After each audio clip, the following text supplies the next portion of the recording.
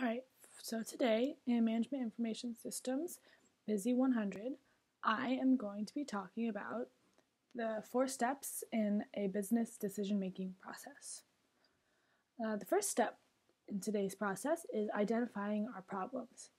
So the problems obviously varies from business to business, but it's important to identify what those problems are and also the causes to these problems in the business or in any aspect. Second step in the process would be collecting the data. And the data you're collecting is usually going to be data and also information to help you understand the problem and help you understand the causes to the problem.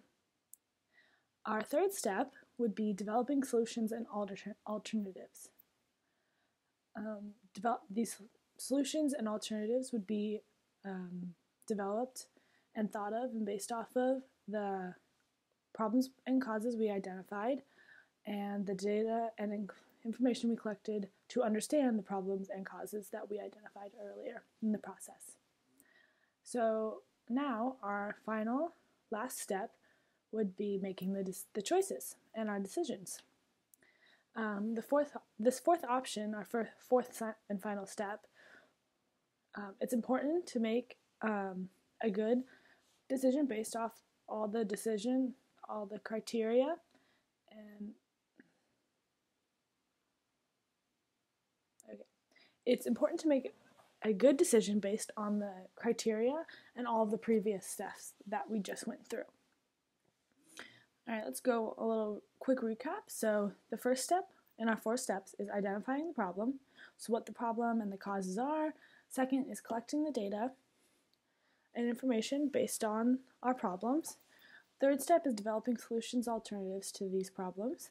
And our 4th step and final step would be making a decision and a choice based off our problem, the data we collected, and the solution alternatives we've formed from collecting this data. And so I want to give a quick example about to help us all better understand the 4 steps to decision making. And so if you consider a local bakery, it's a small cafe business. This cafe is open weekdays Monday through Friday, 9 a.m. to, let's say, 4 p.m. And there are some nearby supermarkets and fast food outlets that are preventing this cafe business from growing.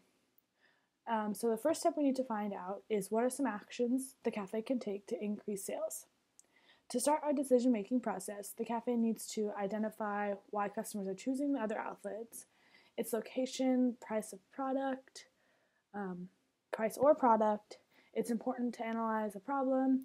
So our second step in analyzing the problem is to talk to the customers about why they like the other places and why they're visiting and choosing these other outlets.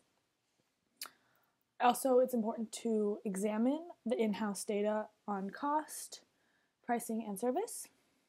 Retrieving and collecting this information can provide valuable information. And based off this, following the collection of the data, the cafe can make alternative courses of action that might include cutting costs in order to recede prices or promoting the cafe in different ways. The bakery and cafe small business will choose actions based on evidence in support of its objectives. In the end, their 4th and final step in the decision-making process, making the decision, and this could be a hard decision based on all the information they have collected, but the bakery may need to exit the cafe market altogether if it cannot combat competition and increase its sales.